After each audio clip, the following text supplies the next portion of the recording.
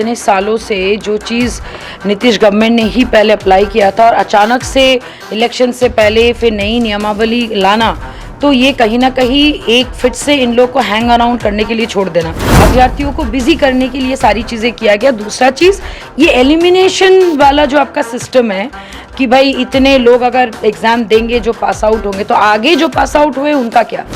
देखिए, form apply नहीं करना, आंदोलन करना, ये सिर्फ गुस्सा नहीं है, कहीं ना कहीं उनकी पूरी परिवार, पूरा फ्यूचर स्टेक पे लगा हुआ है। और अगर सारे लोग ये नियमावली को फॉलो नहीं करेंगे तो डेफिनेटली बाध्य होके या फिर फोर्सफुली बोलिए, कंपल्शन बोलिए, फिर से ये नियमावली को उनको चेंज करना पड़ेगा। तो मुझे लगता है कि उन्होंने अच्छा स्टेप लिया है। एजुकेशन मिनिस्टर बोलिए या फिर हमारे गवर्नमेंट से, हमारे बिहार गवर्नमेंट से हम लोग अनुरोध करेंगे कि नियमावली को चेंज किया जाए, रोक लगाया जाए, या फिर उनको मुआवजा दिया जाए जिनको ऑलरेडी एज जिनका निकल गया है नौकरी करने का, या फिर उसके साथ साथ अगर आप ये नया नियमावली लाए तो पुराना आपने जो नियमावली अप्लाई किया था वो सही था या ये सही। 10 लाख नौकरी, फिर 10 लाख सरकारी नौकरी, फिर अभी 2 लाख नौकरी, बार बार ये लोग आंकड़े बदल रहे हैं, नौकरी किसी को दे नहीं रहे, तो इस पर कोई बात ही नहीं कर रहा है। तो इस पर स्टैंड होना बहुत ज़रूरी है। भी एक डिले वाला मैटर है कि आस्ते आस्ते करके इसको डिले कर दे, फिर नियमावली का या क्या कहते इसका आंदोलन होगा, लोग फिर उसमें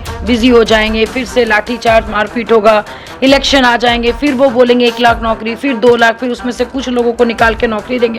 तो ये सारी प्लानिंग जो हो रही है ये इलेक्शन को दिमाग में रखते हैं। फिर उनको लग रहा है कि 2024 में मोदी जी अगर नहीं आएंगे, 25 में तेजस्वी आएंगे, तो फिर वो दिखाएंगे देखिए हम लोग आए तो आपको नौकरी मिला।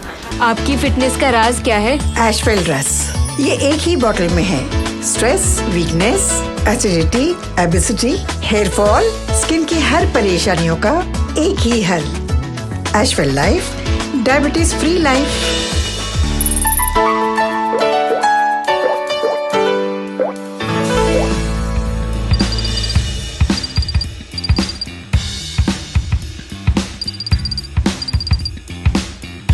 बिहार में नई शिक्षक नियमावली आने के बाद बिहार के शिक्षक अभ्यर्थियों या फिर माध्यमिक शिक्षक हो लगातार इसका विरोध कर रहे हैं। तो वहीं यह विरोध लगातार देखने को मिल रहा है। जिस तरीके से बीपीएससी के द्वारा परीक्षा ली जानी है, इसको लेकर लगातार विरोध जारी है, तो वहीं अभ्यर्थियों के द्वारा, शिक्षकों के द्वारा यह साफ कहा जा रहा है कि हम फॉर्म नहीं भरेंगे। तमाम मुद्दों पर चर्चा करेंगे। शिक्षक बहाली को लेकर हमारे साथ बात करने के लिए देवजानी मित्रा हैं, राष्ट्रीय लोक जनशक्ति पार्टी की राष्ट्रीय प्रवक्ता हैं। देवजानी जी, कैसे देखती हैं शिक्षक अभ्यर्थी आंदोलन कर रहे हैं, टीचर आंदोलन कर रहे हैं और लगातार नई नियमावली का? देखिए, सही बताया कि इतने सालों से जो चीज़ नीतीश गवर्नमेंट ने ही पहले अप्लाई किया था और अचानक से इलेक्शन से पहले फिर नई नियमावली लाना, तो ये कहीं ना कहीं एक फिट से इन लोग को हैंग अराउंड करने के लिए छोड़ देना, क्योंकि पता है कि भाई नया क्या कहते हैं आपके नियमावली के विरुद्ध ये लोग फिर से आंदोलन ये करेंगे, तो कहीं ना कहीं उनका टाइम जाएगा, टाइम वेस्ट होगा, नौकरी उन लोगों को नहीं मिलेगा, सैलरी नहीं आएगी। तो इन लोगों को बिजी करने के लिए, अभ्यर्थियों को बिजी करने के लिए सारी चीज़ें किया गया। दूसरा चीज़, ये एलिमिनेशन वाला जो आपका सिस्टम है कि भाई इतने लोग अगर एग्ज़ाम देंगे जो पास आउट होंगे, तो आगे जो पास आउट हुए उनका क्या।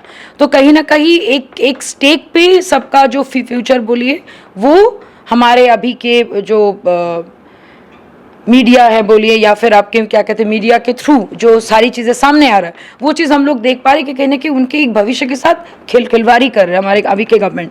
तो मैं तो यही बोलूँगी कि भाई आंदोलन करने से सिर्फ नहीं होगा, we have to do a direct case on the system कि भाई हम लोग को ये नहीं चाहिए पुरानी चीज़ों को, या फिर अगर आपने नया नियमावली लाए तो पुराने जितना हमारे शिक्षक है उनको पहले बहाली दे उनको, क्योंकि उनकी एज भी जा रही है, या तो फिर उनको एक मुआवजा दे ताकि वो लोग आगे चल के भविष्य में कुछ कर पाए, क्योंकि एज तो आपका ये नहीं होगा, रुकेगा नहीं। तो कहीं ना कहीं आपको उनके फ्यूचर, उनके परिवार के बारे में भी हमारे अभी के गवर्नमेंट को, स्पेशली एजुकेशन मिनिस्टर को तो सोचना ही पड़ेगा। बीपीएससी के एग्जाम का विरोध हो रहा है, शिक्षक अभ्यर्थी और जो शिक्षक है वो कह रहे हैं कि हम फॉर्म अप्लाई ही नहीं करें।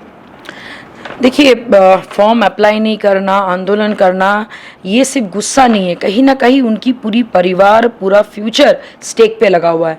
और अगर सारे लोग ये नियमावली को फॉलो नहीं करेंगे तो डेफिनेटली बाध्य होके या फिर फोर्सफुली बोलिए, कंपल्शन बोलिए, फिर से ये नियमावली को उनको चेंज करना पड़ेगा। तो मुझे लगता है कि उन्होंने अच्छा स्टेप लिया है, लेकिन साथ में अगर पैरेलली केस भी कर दे तो शायद इसका रिजल्ट और बेटर आएगा। राष्ट्रीय लोक जनशक्ति पार्टी अभ्यर्थियों को लेकर, शिक्षकों को लेकर क्या कुछ करेगी? मैं बस इतना ही कहना चाहती हूँ कि हमेशा हम लोगों ने उनका साथ दिया है, आगे भी देंगे। और अगर हमारे तरफ से ऐसा कोई आवेदन पत्र लेके अगर वो लोग आते, मिनिस्टर सर से मिलते हैं, तो हम लोग अपने भी स्तर से एजुकेशन मिनिस्टर बोलिए या फिर हमारे गवर्नमेंट से, हमारे बिहार गवर्नमेंट से हम लोग अनुरोध करेंगे कि नियमावली को चेंज किया जाए, रोक लगाया जाए, या फिर उनको मुआवजा दिया जाए जिनको ऑलरेडी एज जिनका निकल गया है नौकरी करने का।